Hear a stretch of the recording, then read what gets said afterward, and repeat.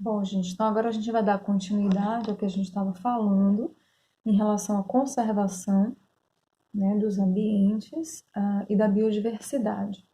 Então, quando a gente fala de biodiversidade, a gente não está falando só ah, do número de espécies que pode vir a ser alto num determinado espaço geográfico. A gente também está falando do número de espécimes, ou seja, de indivíduos por espécie, e da capacidade que essa espécie tem de se manter, né, ao longo do tempo, a médio e longo prazo. Né? E isso, na verdade, vem sendo balizado aí de acordo com valores econômicos, não é? Porque basicamente toda extinção tem se dado por questões econômicas. Espécies são coletadas no meio ambiente de forma absurda, né? Por uma questão simplesmente para que elas sejam vendidas e sem terem sido repostas nunca.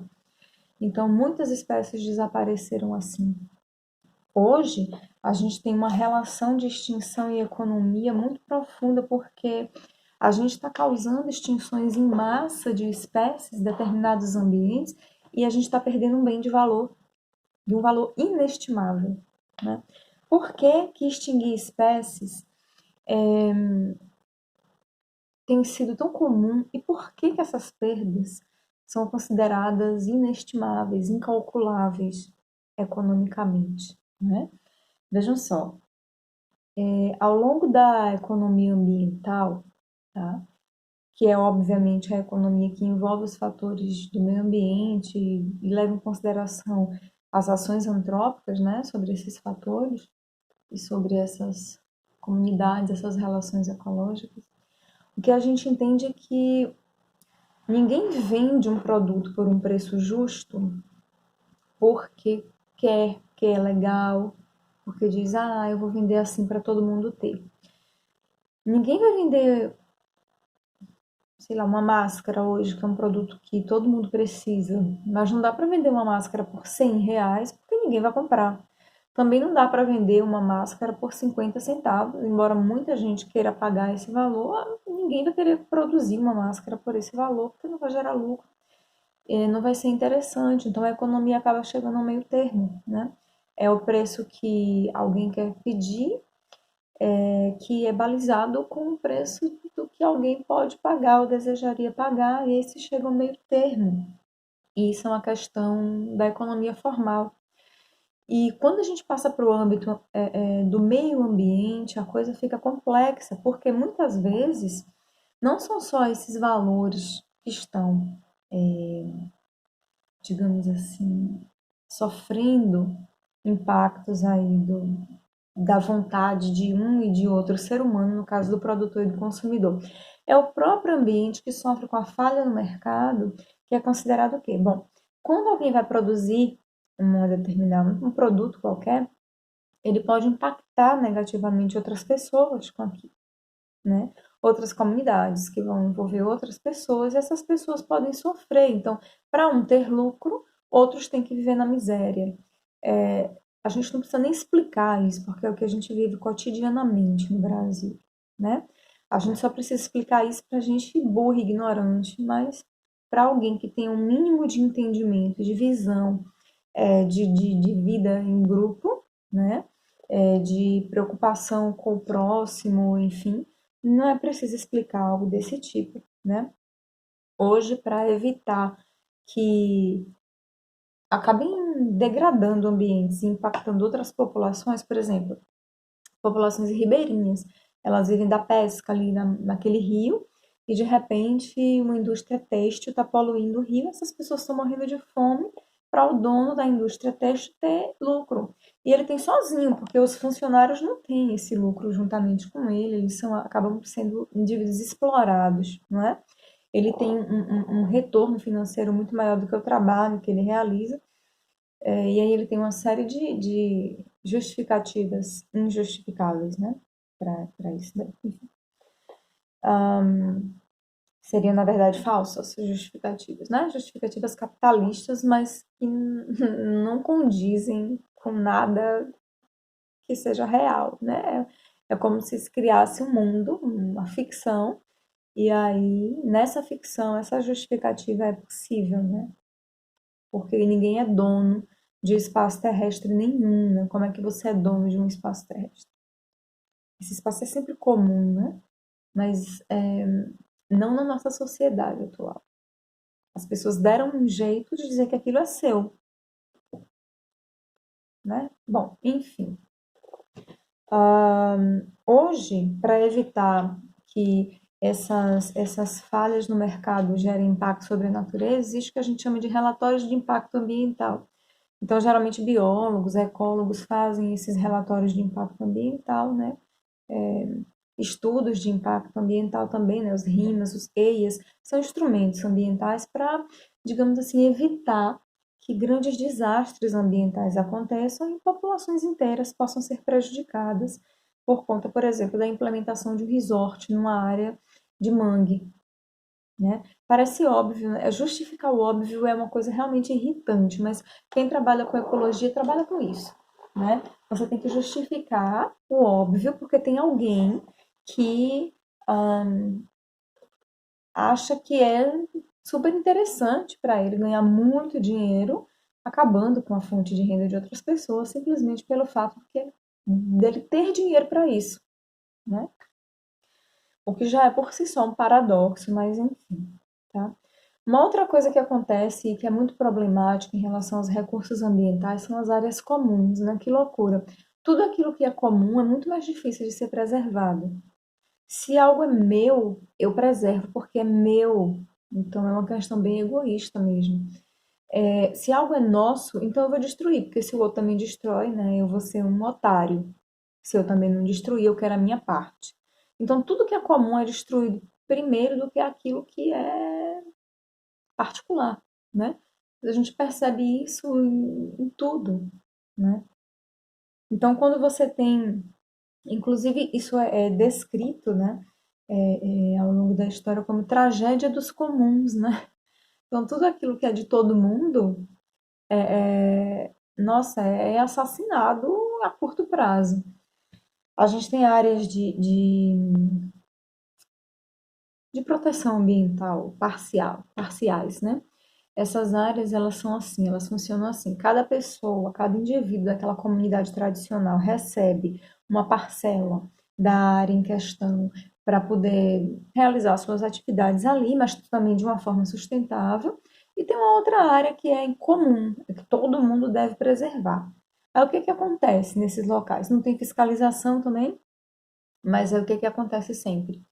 A área comum é a primeira a ser degradada. Então, todo mundo preserva a sua área particular e vai destruir a área comum. Porque, meu vizinho vai, eu não vou ficar aqui acabando com a minha área e ele lá, usando a área comum, né? Em vez dele dizer, olha, vamos nos unir contra esse indivíduo que está destruindo aí essa área comum, não, ele diz, ele está destruindo, então eu vou também, né? E ele vai e destrói aquilo rapidinho. Então, os recursos de propriedades comuns, eles são recursos que, que tem uma complexidade aí na atuação, inclusive legal, né, jurídica da coisa, que é muito complexa, porque envolve relações sociais pré-estabelecidas a longo prazo e relações humanas muito grandes de egoísmo fundamentadas no sistema é, é, que move parte do mundo, né? Pelo menos parte do mundo, né? E daí, todos esses bens, né, particulares ou comuns, eles vão adquirir um valor, né, econômico. Eles sempre têm um valor econômico direto, quer dizer, eu posso extrair algum recurso dele, e tem valores econômicos também indiretos, né? Os diretos são os valores de consumo produtivos, quer dizer, o valor de consumo o cara às vezes usa aquilo ali para consumir, ele tira a lenha para fazer fogo em casa, ele para fazer uma cerca ou para ele caça para comer. Então tem esse valor produtivo de consumo que está ligado ao que o indivíduo, na verdade, usa, né, da natureza para a sobrevivência. E tem o valor de consumo, que é aquele indivíduo que retira aquilo para vender. Então, independentemente de ser área comum ou de ser área privada, embora as áreas comuns sempre sofram mais impactos, né, todas essas áreas igualmente mantém relações econômicas com tudo que está nelas e que é biodiverso, que faz parte da biodiversidade, né? E esses valores podem ser aí valores de consumo, valores produtivos, né? E isso vai, se a gente parar para pensar, o valor de consumo ele não impacta tanto o ambiente. O valor produtivo, sim, porque você extrai em larga escala para vender, né? Porém, geralmente, onde é que a gente vê a legislação ser aplicada? No consumo pessoal, né? Então, o valor produtivo, ele acaba pagando um preço jurídico mais alto que o valor de consumo, o que é um absurdo, não é? Porque alguém que está tirando alguma coisa do ambiente para sua sobrevivência não vai impactar esse ambiente como alguém que está tirando aquilo para vender, tá? E fora os valores diretos que a gente pode extrair da natureza, eu posso vender uma coisa e ganhar dinheiro, né? Ou eu posso comer aquilo, já é para mim já é de grande importância, tem um valor real, um valor que é econômico, né? Eu pago pela minha comida ou eu caço a minha comida, então é um valor econômico, tá? Fora isso, existe o valor que é indireto, tá? Aquele valor não consumista, é, aquele valor que é fácil da gente acabar calculando, porque, por exemplo, eu não vou consumir abelhas, mas as abelhas, elas realizam a polinização de alguns cultivos, como o cultivo do maracujá. E se eu não tiver abelhas, pode ser que aquele meu cultivo não dê certo, pode ser que ele demore muito mais tempo para ser polinizado artificialmente, enfim. Então, por si só, a biodiversidade já tem um valor indireto aí, que também é econômico, né? E quando você preserva a biodiversidade, aí você vai ter várias coisas positivas, como, por exemplo, o ecossistema vai ter uma produtividade maior, ou seja, o potencial de produção, né, através da fotossíntese, de energia que vai manter aquele sistema, de equilíbrio do sistema, vai mantê-lo tão equilibrado que aquilo vai acabar dando um retorno financeiro, você não vai precisar repor muitos elementos que a própria natureza produz ali, mantém naquele ambiente, né? Outra questão é que a alta biodiversidade vai proteger a água, vai proteger os solos, tá? E esses são recursos que qualquer indivíduo que lida diretamente com a venda de produtos biológicos, né? Ele está associado, né? Então ele se importa com aquilo, vai acabar dando um valor positivo para ele, porque ele usa a água, ele usa o solo e a alta biodiversidade mantém a água e o solo preservados, né? Também o próprio controle climático, quando você tem um ambiente equilibrado, você tem um ambiente que tem um clima que também está controlado, né? Os próprios dejetos que são produzidos no ambiente muitas vezes são degradados por agentes biológicos, então bactérias, fungos fazem essa função de retirar dejetos do ambiente, purificando esse ambiente sem que você precise usar recursos para isso, né? Recursos financeiros extras.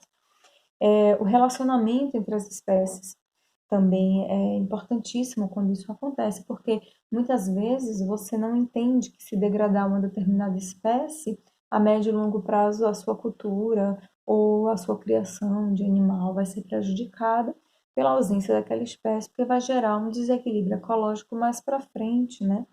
A própria possibilidade de usar também a área para recreação, para ecoturismo, posto que ela vai ter uma biodiversidade, ela vai chamar a atenção de uma outra gama de pessoas que se interessem por aquilo, né? Fora o valor educacional, o valor científico que aquela área vai ter. Então, pesquisas podem advir dali, né? Você pode usar aquela área para levar alunos para lá, na escolas, universidades, e mostrar o ambiente, estudar o ambiente, né? Fora ainda o fato de que muitas espécies elas podem servir de indicadores ambientais. A presença delas ali pode indicar que aquele ambiente está mais equilibrado, a ausência delas ali indica que ele está entrando em desequilíbrio, que já é um alerta, né? Então, até um mínimo de raciocínio e inteligência iria fazer com que qualquer pessoa que extraia da natureza os produtos da sua sobrevivência, seja uma sobrevivência pessoal, uma sobrevivência de mercado, né, de alguém que venda aquilo, ganhe muito dinheiro, sendo essa pessoa inteligente, melhor para ela é manter o equilíbrio do ambiente, porque ela vai gastar bem menos dinheiro tendo que repor as coisas que ela mesma está destruindo, né? Mas essas pessoas não pensam assim. Esse, esse, essa necessidade do lucro a curto prazo, né, emburrece as pessoas, essa ausência de visão a médio e longo prazo. Muitas vezes não contratam um profissional que poderia dar aquele veredito, né? Subornam pessoas para dizer, dar relatórios falsos de impacto ambiental, simplesmente porque eles querem ganhar dinheiro e muitas vezes nem ganham dinheiro. E ainda pior de tudo, né? Que impactam negativamente o ambiente, muitas vezes de uma forma que é irreversível, né? Muitas vezes promovendo desertificação dos ambientes, né? Destruindo aquele ambiente para sempre. E aí, como é que eu vou valorar isso, né? Tem ainda a questão de que muitas espécies que você pode destruir quando você faz uma produção de um cultivo ou de uma criação de qualquer espécie animal, que você pode acabar destruindo com aquilo ali, né? Outras espécies que você ainda não sabe para que servem, mas que podem servir para alguma coisa no futuro. Então, quantas curas de doenças nós não já perdemos com a devastação da Amazônia, né? Quantas nós ainda não iremos perder? Aí não vai adiantar, quando tiver perdido, dizer assim, tá, você perdeu a planta que poderia curar, né, essa doença que está assolando o mundo. Então agora paga aí tantos milhões, bilhões, trilhões de que moeda for, não adianta. Porque o valor que aquilo ali tinha, né, um valor em si, e que era um valor para o futuro, ele foi perdido, né? Então, por isso que é importante valorizar os ambientes e preservá-los, né? E, infelizmente, valorá-los também, porque é a única forma que a gente tem de cobrar dos que não têm consciência. Os que não têm consciência não terão nunca, né? A menos que aconteça uma coisa apocalíptica na vida pessoal específica daquela pessoa ali, não é do mundo. Então, o coronavírus, por exemplo, não atinge a todos. Então, quem é uma pessoa empática, uma pessoa que compreende o valor humano como um todo, ela vai se afetar com a morte de qualquer um, com um dado, né, diário, e ela diz, nossa, eu tenho que fazer alguma coisa para evitar isso, mas quem não, enquanto não matar ele mesmo, ou um vizinho, um parente, um filho, uma mãe, um pai, que é uma coisa apocalíptica acontecendo na vida daquela pessoa, ela não vai ter uma noção do valor que aquilo realmente tem, não é? E aí a gente pensa hoje, uma questão que está sendo muito debatida é a seguinte: quem detém os direitos de desenvolvimento comercial sobre a diversidade biológica do mundo? E hoje o mundo inteiro sabe que a diversidade biológica tem valor, valor econômico e valor alto. E aí a gente vê um país como o Brasil destruindo a sua biodiversidade, né? Destruindo a sua riqueza por ignorância, né? E isso é terrível, né? Então, associado ao valor de existência da própria espécie, né, que a espécie existir em si já tem um valor, a gente tem que considerar algumas características, fazer algumas considerações realmente éticas a respeito do processo de conservação dos ambientes, né, que também auxilia na preservação da nossa própria vida, porque nós somos seres vivos que só estamos nesse ambiente, né? Esse ambiente é o nosso hábitat, ele não é a nossa propriedade, né? Ele não é nosso, ele é compartilhado, né? E se a gente destrói os outros e diz é só meu, a gente está se matando, né? E às vezes é preciso algo tão impactante quanto eventos cataclísmicos, como essa pandemia, por exemplo, para acordar as pessoas para isso, né? Ou talvez seja preciso algo ainda pior, não é? Porque nem todos acordam. Mas, enfim, as considerações éticas principais são as seguintes. Primeiro, que toda espécie tem o direito de existir. Então, não é só o ser humano que tem o direito de existir. Toda e qualquer espécie, ela tem o direito de existir. Quem sou eu? Não é? E vocês, quem é qualquer ser humano aí na fila do pão para dizer que aquela espécie é mais importante que aquela outra? Que você é mais importante que a outra espécie, né? Nem que você é mais importante que aquele outro indivíduo. Então, todas as espécies e todos os espécimes das espécies têm o direito, né, de existir. Uma outra coisa também que a gente tem que lembrar como característica ética é de que todas as espécies são interdependentes. Então, na medida em que elas dependem umas das outras, nós também dependemos dessa interdependência, né? Então, por isso, a gente, eticamente, para manter a nossa própria vida e a dos outros, nós precisamos aí manter, conservar, né, esses ambientes. Os humanos também devem viver, essa é bem difícil de engolir para muita gente, não para mim, talvez não para vocês, mas é uma coisa óbvia, mas que para muitas pessoas é chocante, né? É o conceito ético de que os humanos devem viver dentro das mesmas limitações em que vivem outras espécies. Então, não é porque eu sou um ser humano que eu tenho mais direitos do que as outras espécies, e que agora eu posso tudo de forma ilimitada. Todas as espécies, elas vivem dentro de certas limitações, limitações de consumo, de espaço, não é? E nós também devemos viver dentro das mesmas limitações. Difícil, né? A sociedade tem a responsabilidade de proteger a terra. Outra questão difícil. As pessoas acham que os governos têm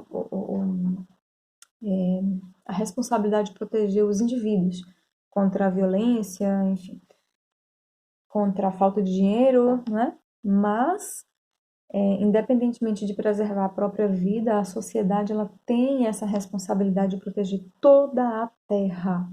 Porque se a gente extinguir as espécies, as gerações futuras não vão ter os direitos que a gente tem. Então, à medida que a gente retira o direito consciente e racionalmente das gerações futuras, nós temos uma responsabilidade sobre isso. Nós precisaremos pagar as consequências acerca disso. Por isso, nós, sabendo que somos responsáveis por essa proteção, se a gente se eximir disso, dessa responsabilidade, a consequência recairá sobre nós, né? Uma consequência em vários aspectos aí. Outro preceito é que o respeito pela vida e diversidade humana é compatível com o respeito pela diversidade biológica. Quem não respeita a natureza, quem não respeita a diversidade biológica, quem não entende a importância dessa diversidade, dessa conservação dos ambientes, tampouco respeita a vida, tampouco respeita a diversidade humana, né? Um respeito deriva do outro. Então, se alguém não respeita a natureza, essa pessoa também não respeita o outro. O ser humano não respeita as relações humanas, não respeita nada, né?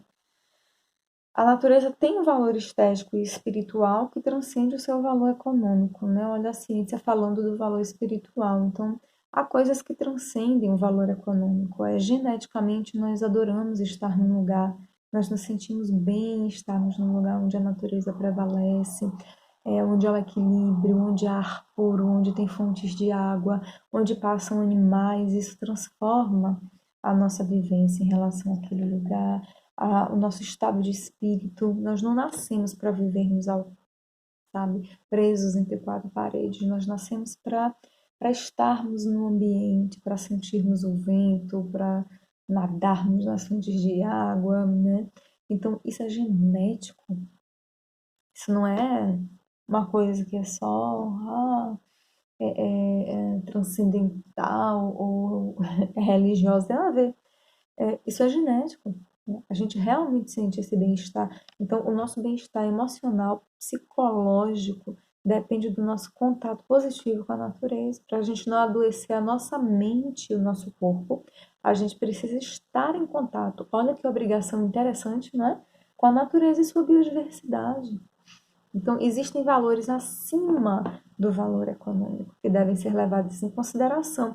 E existem unidades de conservação que são criadas simplesmente porque são bonitas, né? Áreas que têm uma beleza cênica muito alta não podem ser degradadas, não é interessante? E outra coisa é que a diversidade biológica é necessária para determinar a origem da vida, né? Então, para que a gente acabe entendendo como esse mistério se deu, talvez a gente não entenda nunca também, mas enfim, é, a diversidade da vida faz com que alguns detalhes acerca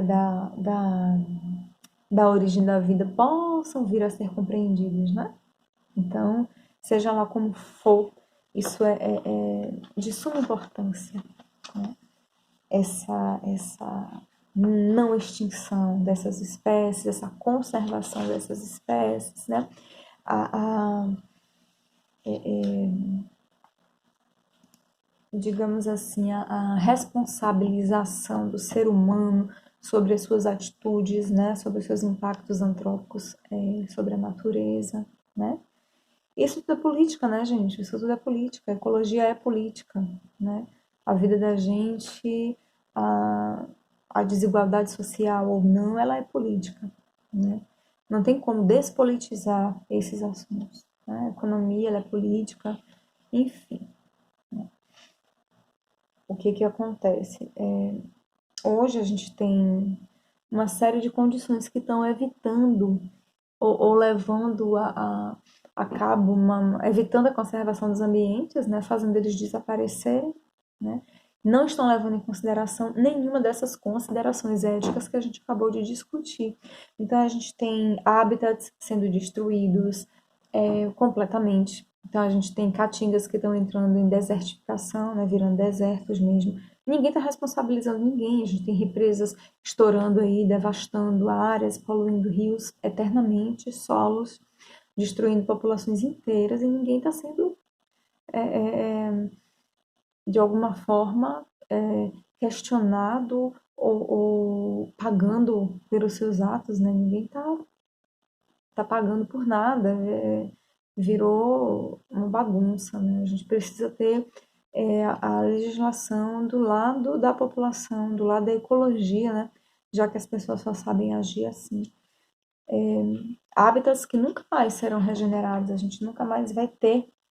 Então, a gente tem florestas tropicais ameaçadas pela agricultura, pela pecuária, né? Recifes de coral sendo absolutamente destruídos. A vida marinha é um problema sério, porque a gente não vê aquilo ali e está sendo destruído, né? E agora? Né? Quando estiver destruída, não tem mais como repor. Eu não sabia nem o que tinha lá, não deu nem tempo de saber. Então a gente tem os grandes navios pesqueiros que estão destruindo, impactando altamente aqueles indivíduos ali, né? Fazendo uma pesca predatória, né? Que ignorância, por conta de uma questão imediatista, né? Então achando que não vai reverter para eles aquele mal. Então vai. Porque quando os oceanos entrarem num processo de morte dos recifes, de perda das contenções das marés, a gente vai ter cidades sendo inundadas, águas doces, né, potáveis sendo salinizadas. Então, isso tudo vai interferir na vida das pessoas e vai matar muita gente. Por isso é uma preocupação, né, que, que, que a legislação ela seja obedecida, que ela seja renovada, né, por conta das necessidades que a gente tem hoje. A gente precisa de uma renovação em relação à legislação atual, né?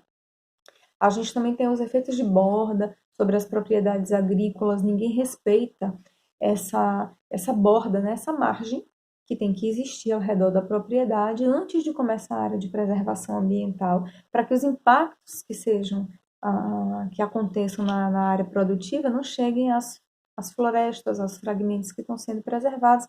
E outro grande problema é a fragmentação dos ambientes, né?